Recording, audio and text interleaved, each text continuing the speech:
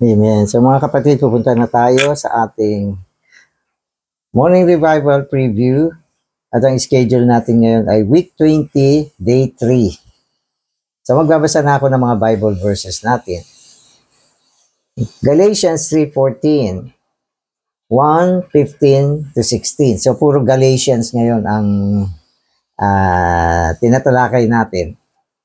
Amen. So Galatians 3:14, that the blessing of Abraham might come to the Gentiles in Christ Jesus, that we might receive the promise of the Spirit through faith. Amen. So, binanggit dito yung blessing of Abraham. No? At binanggit na natin ito na yung blessing of Abraham ay si Kristo. No? Na madala sa mga hentil. No? Ang blessing ni Abraham ay madala sa mga hentil. At yan ay walang iba kundi si Kristo. Upang sa pamamagitan nito, kung ano yung pinangako kay Abraham, na siyang pangako ng Espiritu ay madala sa mga hentil sa pamamagitan ng pananampalataya. So, paano ba nadadala itong Espiritu? Itong Espiritu nagbibigay buhay tungo sa mga hentil. Yan ay sa pamamagitan ng pananampalataya. 1:15 to 16. But when it pleased God, who set me apart from my mother's womb, and called me through His grace, to reveal His Son to me, in me, that I might announce Him as the gospel among the Gentiles. Amen. So maganda yung sinabi rito. Yung pinakapatotoo ni Paul, na siya ay tinawag, ibinukod mula sa sinapupunan ng kanyang ina, at tinawag para sa isang layunin, to reveal His Son in me. So to reveal His Son in me. Amen. So ganun din naman tayo. Wala namang pinagkaiba. Bakit tayo tinawag? Bakit tayo niligtas? Bakit dinala sa atin ng ibanghelyo? Yan din, to reveal His Son in me. So pag tinagalog mo, upang ipakita ang kanyang anak sa atin. So ito yung isang nakakalugod sa puso ng Diyos, na gusto niyang dalhin yung kanyang anak sa atin, ipakita sa atin na ito ang kanyang anak. At mula sa pagpapakita, itong kanyang anak ay maihubog sa atin. So, ganon. Kaya dapat makita natin to. Sa panig ng Diyos, ipinakita niya sa atin yung anak. Sa panig natin, dapat makita natin. Matanggap natin ang pagpapakita na to. Makapasok tayo sa pagtatamasa, karanasan, na kung saan ang anak ay pinapakita sa atin. So magbabasa na ako. The way to share in, partake of, and participate in the threefold seed can be seen in the book of Galatians.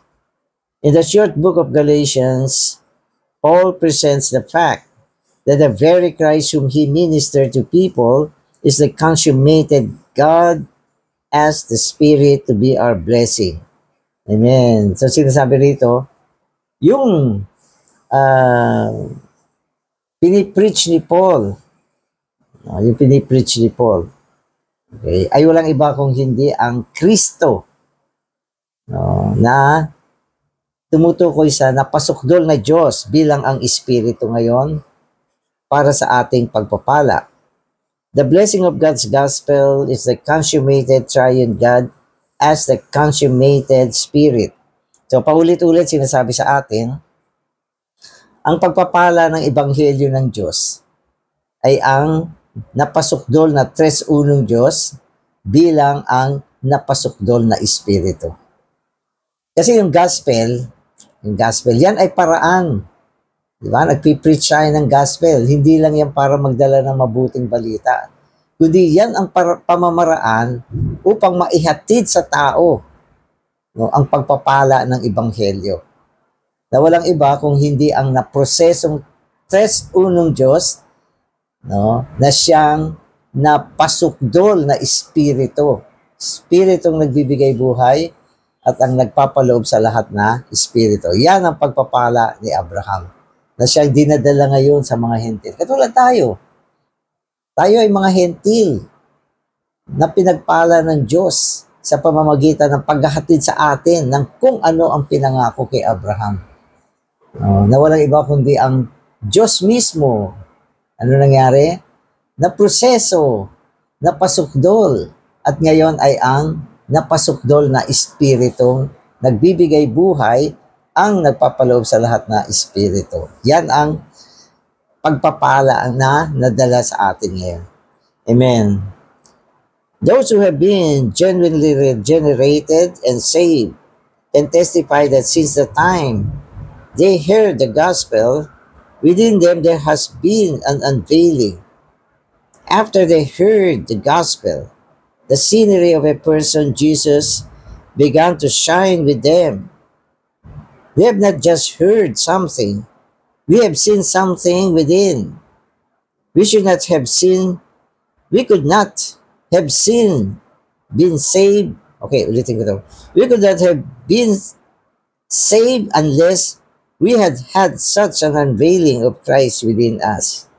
Amen. So tayo kasi ay mga nakarinig ng Ebanghelyo. At mula nung tayo ay nakarinig ng Ebanghelyo, nakapasok tayo sa isang sitwasyon na merong isang persona na naipakita sa atin. Dapat ganun ang karanasan natin. At ganyan nga. Diba? Napakinggan mo yung gospel. Naligtas ka, naisilang kang muli. At anong resulta niyan? Merong isang persona na naipakita sa iyo. At itong pagpapakitang ito, tuloy-tuloy, no, na ating karanasan. At ito ay ang pagpapakita ng Panginoon. So ano ba ang karanasan ng isang believer? Pagpapakita ng Panginoon. Dapat nakikita mo siya, na ihahayag siya sa iyo, naaalis ang tabing, na hindi lang natatanto, kundi talagang nakikita natin siya. At ang pagkakita na ito, tinatawag na revelation. Revealing revelation.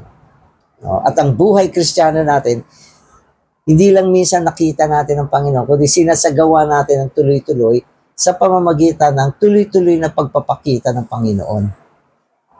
So, ano ba ang buhay Kristiyano? Paano mo ba sinasagawa ang buhay Kristiyano? Dapat yan ay sa pamamagitan ng pagpapakita ng Panginoon. Nakita mo siya kahapon, ngayon, dapat makita mo uli siya. Tuloy-tuloy yung buhay natin, isang pamumuhay na kung saan hinahayag ni Lord, ng Panginoon, yung kanyang sarili sa atin, at siya ay nakikita natin. Kasi itong term na sinasabi natin, nakikita natin, biblical to eh. Di ba? Sa Matthew 5, sabi niya, pinagpala, no, ang mga dalisay ang puso sapagkat makikita nila ang Diyos. O, di biblical siya, yung expression na makikita mo ang Diyos, no, makikita mo si Kristo, pinapahayag niya ang sarili niya sa atin. Yan ay biblical na konsepto. Hindi yan invento natin. No, bagamat sa mundo kasi, bihirang gamitin yung salitang kailangan makita mo ang Panginoon. Kasi napaka-imposible sa kanila niyan. Kaya nga ang tao nag-invento ng mga imahe na nakikita eh. Kasi ang konsepto nila, hindi pwede makita ang Diyos. Pero sa Biblia, sabi niya, mapalad ang malilinis ang puso, makikita nila ang Diyos. O, di ba? Masama bang sabihin na dapat makita natin ang Panginoon? Dapat maihayag siya sa atin? Hindi. Biblical talaga yan.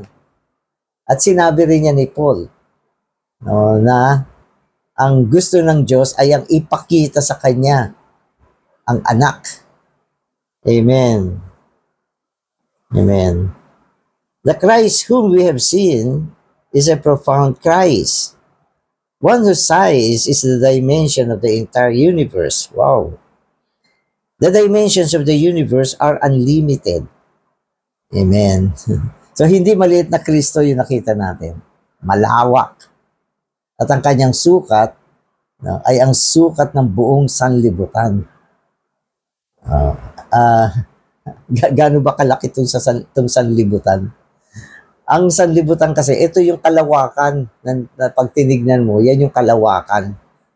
Yan ang sukat ng sanlibutan. At sa loob ng kalawakan, nandiyan dyan ang lahat ng mga planeta, mga galaxy, lahat ng mga heavenly bodies ng mga higante sa laki. At nailagay sa loob ng kalawakan, na yung kalawakan, hindi mo alam, gaano siya kalaki para kaya niyang isilid itong mga heavenly bodies na ito. Pag tumingin ka, hindi mo makita yung dulo. At yan ang sukat ni Kristo. No? At yan ang sukat ng Kristo na hinahayag sa atin. Ganyan siya kalawak. Amen. Kaya sinasabi rito, okay, si Kristo, ang kanyang kayamanan ay unsearchable, hindi masayod na kayamanan kasi sobrang lawak. No, ang kanyang sukat ay ang sukat ng buong sanlibutan, sansinukob. Amen. So today's Christ is still shining in me.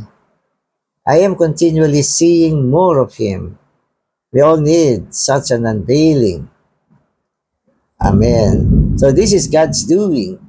Every aspect of the Christian life comes out of this unveiling. We live the Christian life according to the Christ whom we have seen. My Christian life comes out of the Christ whom I have seen day by day. So maganda ito.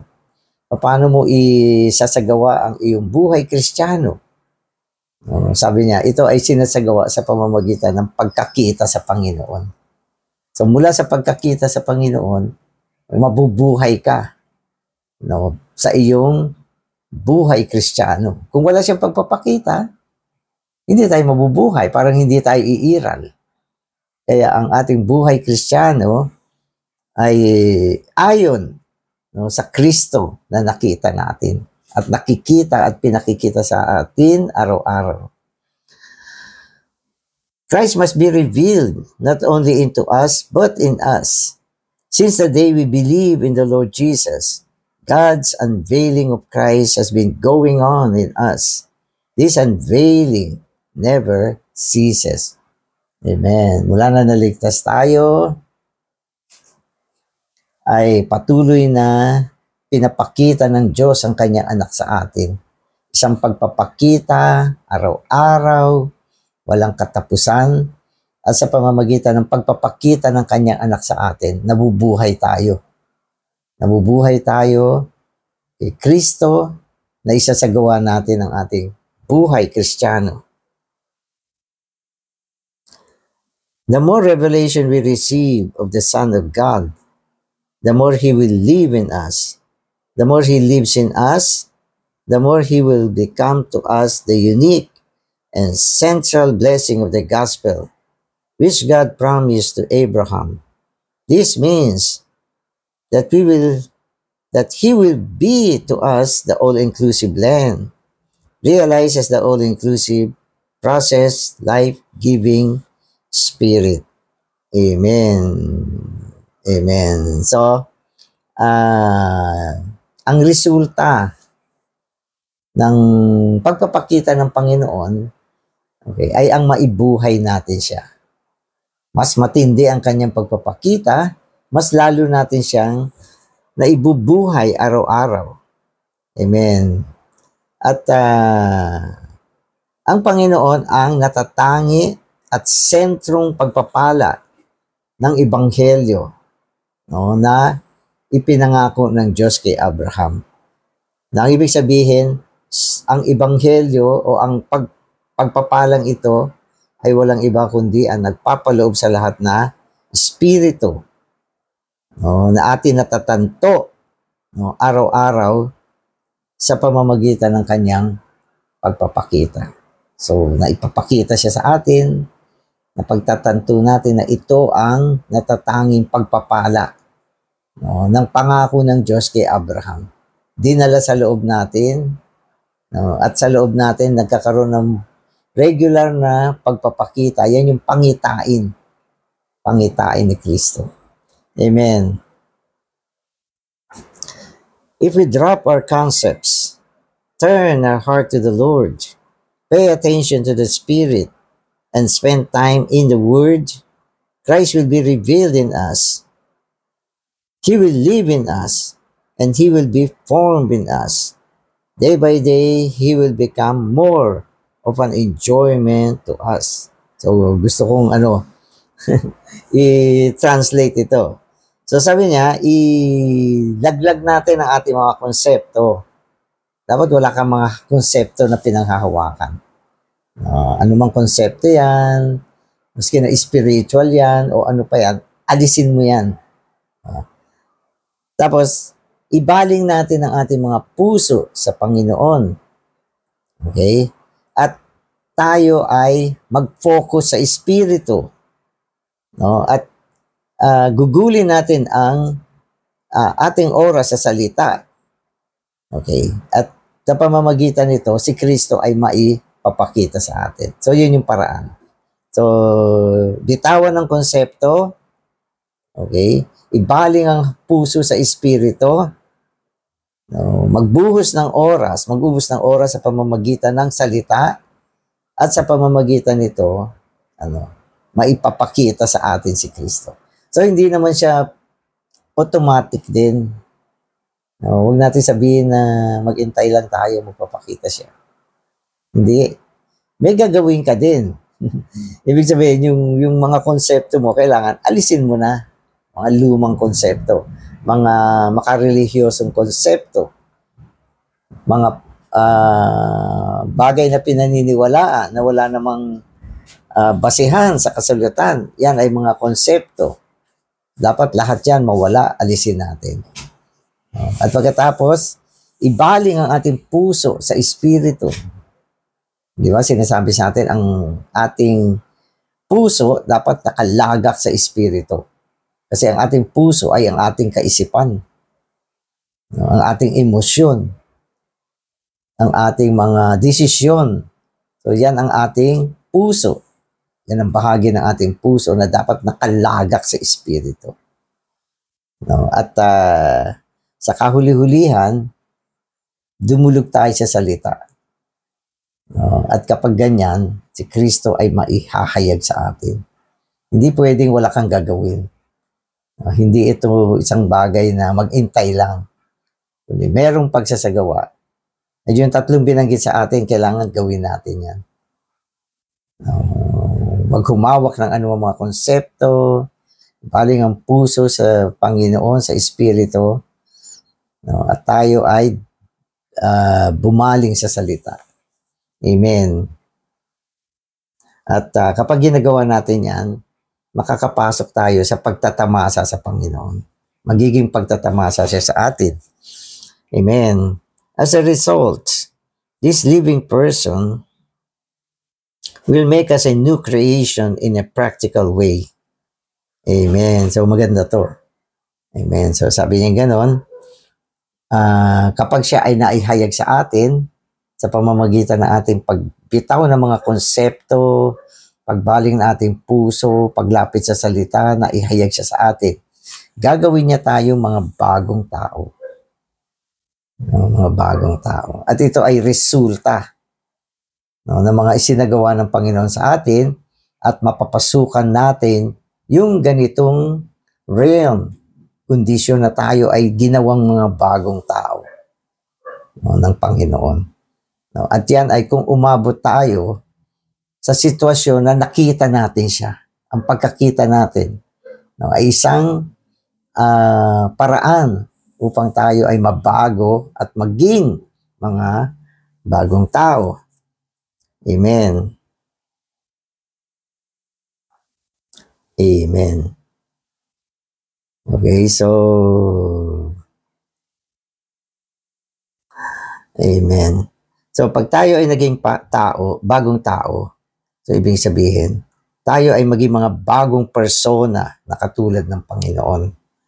Amen. So the way to receive an inward, subjective, spiritual revelation is always to drop our concepts, turn our heart to the Lord, and to tell the Lord that we hold on to nothing beside Him, and that our spirit is holy for Him. Then if we pay attention to our spirit and spend time in the Word, we will receive revelation. Amen. So may mga sequence dito na binabanggit sa atin. So una, drop your concept.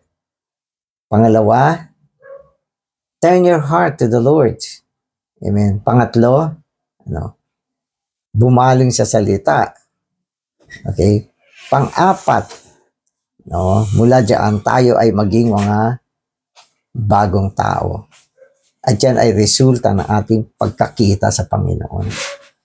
So kaya ang hantungan natin ay ang maging mga bagong tao. Amen.